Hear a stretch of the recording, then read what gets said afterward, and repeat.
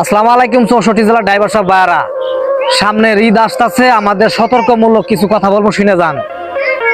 ঈদের টাইমে দুর্ঘটনা, অ্যাক্সিডেন্ট, চুরি, ছিনতাই, ডাকাতি বেশি হয়।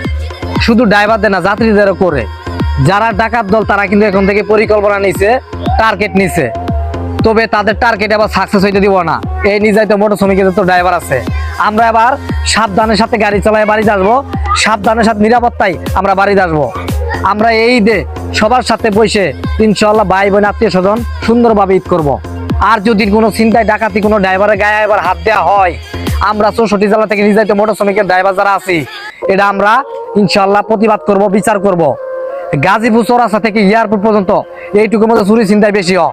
এদেরকে ধরে আইনগত ব্যবস্থা। ভাইয়ারা সবাই সাবধানে গাড়ি চালাবেন, সাবধানে বাড়ি আসবেন, তাড়াহুড়া করবেন না।